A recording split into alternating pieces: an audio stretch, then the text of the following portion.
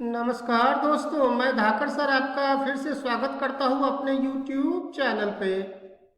दोस्तों, जैसा कि आप लोग जानते हैं, हम लोग आजकल पढ़ रहे हैं प्रतिशत प्रतिशत यानी कि परसेंटेज। तो दोस्तों, परसेंटेज में हमने ऑलरेडी पार्ट 1, पार्ट 2, पार्ट 3 और पार्ट 4 खत्म कर लिया। तो दोस्तों, अगर आपने पार्ट 1, पार्ट 2, पार्ट 3, पार्ट 4 नहीं देखा है तो उसका मैं लिंक डिस्क्रिप्शन बॉक्स में दे दूंगा। दोस्तों, आप लोग जरूर देख लेंगे, उसके बाद ही आपको आगे की पार्ट समझ में आने वाली है। दोस्तों मैं बेसिक से लेके चल रहा हूँ, एक एक चीज बहुत जीरो लेवल से पढ़ा रहा हूँ, इसलिए आपको समझने में कहीं नहीं दिक्कत होगी। बस केवल आपको मेरे लेसन्स को फॉलो करना है। दोस्तों, आप पार्ट 1 से शुरू होकर पार्ट 4 तक देखेंगे। और दोस्तों, ये पार्ट 4A है। पार्ट 4 में कुछ क्वेश्चन छूट गए थे, उसको मैं इस आज के वीडियो में ले रहा हूँ। दोस्तों, उसी प्रकार के प्रश्न है, आप देखेंगे पार्ट 4 में जैसे प्रश्न मैंने हल करवाए हैं वैसे ही प्रश्न इसमें भी, उसी प्रकार के प्रश्न इसमें भी हल करवा रहा हूँ। दोस्तों, आप देखेंगे तो आपको समझ में आया जाएगा कि प्रश्नों को थोड़ा सा घुमा दिया गया है, लेकिन उसका मेथड वही है, इसीलिए आपको दिक्कत नहीं आएगी। दोस्तों, मेरा पूरा विश्वास है। दोस्तों, अगर आप कमजोर छात्र हैं और आपको अगर मैथमेटिक्स में समझ होने में थोड़ी दिक्कत होती है तो आपको घबराना बिल्कुल नहीं है, टेंशन बिल्कुल नहीं लेना है। दोस्तों, क्योंकि मैं बिल्कुल जीरो लेवल से पढ़ाता हूं और मैं चाहूंगा कि कमजोर छात्र इसको अवश्य देखें, क्योंकि आपको बेसिक कॉन्सेप्ट कोचिंग में भी नहीं समझाया जाता है। दोस्तों, अगर कोचिंग में नहीं, वो लोग जो कहते हैं वो अपना लेक्चर शुरू कर देते हैं और बेसिक अगर आपका क्लियर नहीं है तो आप फंस जाते हैं दोस्तों, और कंपटीशन को फिर निकाल नहीं पाते हैं। इसीलिए मेरे वीडियोस को देखें और कोई दिक्कत होने पे दोस्तों हमको जरूर से बताएं, तो मैं कमेंट सेक्शन में फिर से उसको समझा दूंगा। दोस्तों, इसलिए आपको टेंशन बिल्कुल नहीं लेना है। वैसे दोस्तों, मेरा मानना है कि कमजोर छात्र कोई नहीं होता है, कमजोर छात्र वही है जिसको धाकर सर नहीं मिले। मेरे कहने का मतलब ये है, जिसको शुरू में अच्छे सर नहीं मिले तो उसको जरूर दिक्कत होती है समझने में, लेकिन आपको टेंशन नहीं लेना है। मैं आ गया हूँ आपको कमजोर और बेसिक कॉन्सेप्ट को क्लियर करने के लिए, आपको बिल्कुल टेंशन नहीं लेना है। दोस्तों, तो दोस्तों सब चीज को करते हुए अब बढ़ते हैं आज के प्रश्न पे। तो आज का पहला प्रश्न है दोस्तों ध्यान से देखिएगा। मोहन की आय श्याम की आय से 40% अधिक है, तो श्याम की आय मोहन की आय से कितना प्रतिशत कम है? क्वेश्चन को ध्यान से पढ़िएगा। दोस्तों बोलता है कि मोहन की आय श्याम की आय से 40% अधिक है। तो किसकी आय अधिक है दोस्तों? मोहन की आय अधिक है। किसके आय से अधिक है दोस्तों? श्याम के आय से। तो श्याम की आय अगर 100 है तो मोहन की आय कितनी होगी दोस्तों? मोहन की आय होगी 140। क्यों होगी 140? तो 40% अधिक है, तो 100 का 40% तो 40 ही होगा ना दोस्तों, 140 ही होगा ना। तो इसीलिए मोहन की आय 140 रुपये है, अगर श्याम की आय 100 रुपये है। दोस्तों, जब कभी भी हम लोग प्रतिशत का सवाल बनाते हैं तो हम लोग 100 इसलिए चुनते हैं कि हमें इसको लिखने में आसानी होगी, 40% निकालने में आसानी होगी, इसीलिए हमने यहाँ पे 100 लिया है और इसका 40 लिया है, 100। तो दोस्तों पूछ रहा है कि श्याम की आय मोहन की आय से कितना प्रतिशत कम है। तो पहले आप देखेंगे दोस्तों, कमी परसेंटेज कितना है, कम कितना है दोस्तों? कम जो है, इसकी आय अगर 100 है और मोहन की आय 140 है, तो श्याम की आय कितने रुपये कम है? 40 रुपये कम है। लेकिन दोस्तों परसेंटेज पूछ रहा है, तो 40 रुपये कम है, तो अब हम क्या करेंगे? 40 रुपये कितने में कम है दोस्तों? 40 रुपये कम है 140 रुपये में दोस्तों, है कि नहीं? 40 रुपये कम है, एक बार फिर से समझिए, 40 रुपये कम है कितने में? 140 रुपये में। लेकिन पूछ रहा है कितना प्रतिशत कम है, तो 40/140 गुने 100 प्रतिशत निकालने के लिए तो हम लोग 100 से ही गुना करते हैं दोस्तों। तो आप समझ गए होंगे 40/140 गुने 100, तो ये कितना आ जाएगा दोस्तों? इसको और इसको काट देंगे, 2 दूनी 4, 2 सत्ते 14, तो और ये ऊपर हो जाएगा हमारा कितना दोस्तों? 2 गुने 100 बराबर 200, 200/7, 200/7 बराबर हो गया दोस्तों तो ये 200/7 के लिए हम लोग 200 में 7 से भागा देंगे तो 7 दूनी के 14 और यहाँ आ गया 6, 7 8 56 और 4 60/7। दोस्तों आशा करता हूँ कि आपको समझ में आ गया होगा। जैसे हम लोग 200 में अगर 7 से भागा देते हैं तो 7 दूनी 14 और घटा के मिला 6 और इसमें ये 0 उतार दिए और 7 8 56 और हमें फिर बच गया कितना दोस्तों 4। तो 28 सही 4/7, 28 सही 4/7%।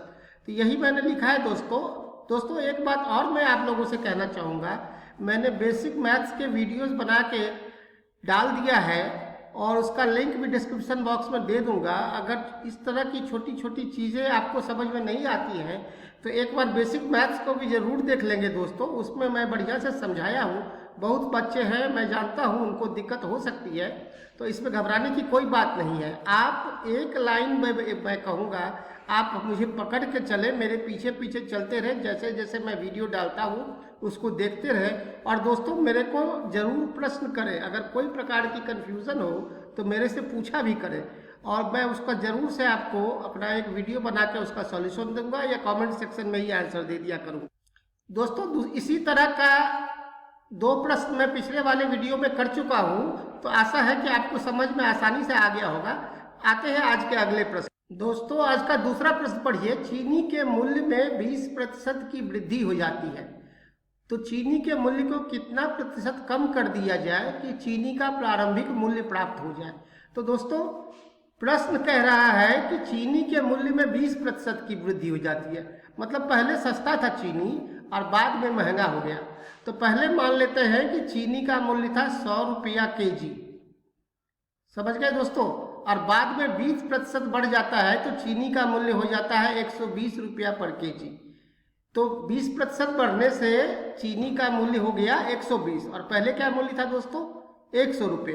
तो चीनी के मूल्य में वृद्धि कितनी हुई? वृद्धि जो हुई दोस्तों सो वृद्धि हो गई कितने रुपए की वृद्धि होगी आप बताइए मेरे को। तो वृद्धि जो हुई 120 रुपये kg थी और बाद में 120 रुपये हो गई और पहले 100 रुपये थी, तो वृद्धि हो गई 20 रुपये की। तो 20 रुपये की वृद्धि हो गई। तो अब पूछता है कि चीनी के मूल्य को कितना प्रतिशत कम कर दिया जाए कि चीनी का प्रारंभिक मूल्य प्राप्त हो जाए। कितना प्रतिशत कम कर दिया जाए? दोस्तों अगर आप ध्यान से देखें तो ये यहाँ पर प्रतिशत पूछ रहा है, तो हम लोग देखेंगे कि चीनी के मूल्य में कितना का वृद्धि हुआ, तो 20 रुपये की वृद्धि हुई। कितने से वृद्धि हुई? तो 100 रुपये से वृद्धि हुई। तो 100 में 20 रुपये की वृद्धि हुई दोस्तों। तो पूछ रहा है कि चीनी के मूल्य को कितना प्रतिशत कम कर दिया जाए कि चीनी का प्रारंभिक मूल्य प्राप्त हो जाए।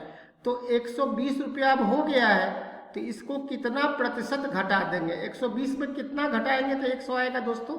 तो 120 में अगर आप 20 घटाएंगे, 120 में 20 कम करेंगे तो आपको 100 मिलेगा।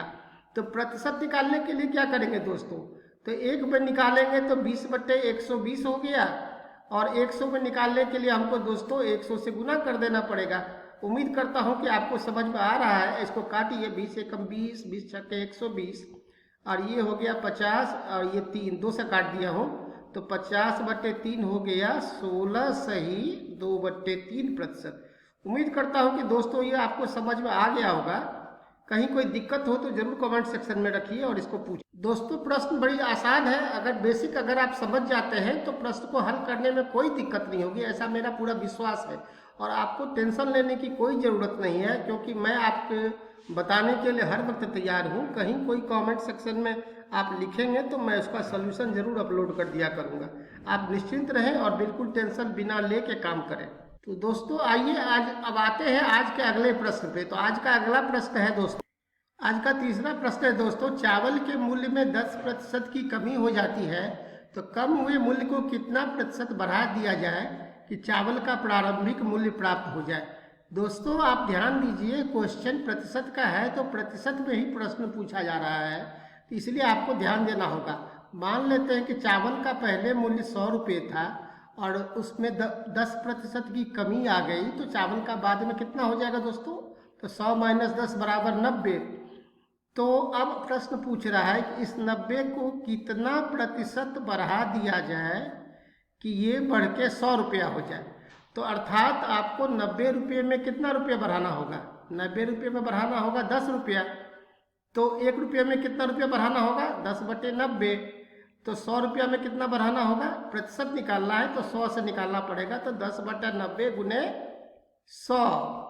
तो इसको अगर आप सॉल्व करेंगे दोस्तों तो 10 एकम 10, 10 नामा 90, 11/9, 100/9, तो 11 सही 1/9।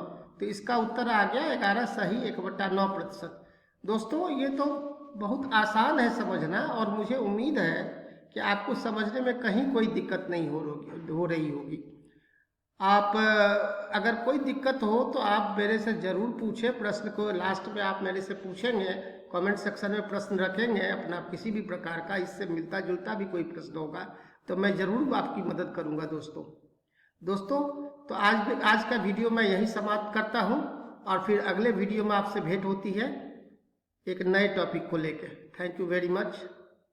और एक बात और मैं भूल गया बताना दोस्तों, अगर आप चाहते हैं कि मेरी वीडियो ज़्यादा से ज़्यादा लोगों तक पहुँचे तो इसको शेयर कीजिए, इसलिए कि बहुत सारे बच्चे हैं जिनका कॉन्सेप्ट क्लियर नहीं है, तो उनको भी फ़ायदा हो और वो भी आपको याद करें कि भाई सर आपने बहुत अच्छा वीडियो तुमने भेजा मेरे को, आपसे कहे। तो आप उनको ज़रूर शेयर करें, और अपने मित्रों को जो आपके फेसबुक पे हैं, जो आपके व्हाट्सएप ग्रुप में, स्टडी ग्रुप में है, सबको भेजें। थैंक यू वंस अगेन बच्चों। अगले वीडियो में फिर आपसे मिलता हूँ प्रतिशत के अगले टॉपिक को लेकर।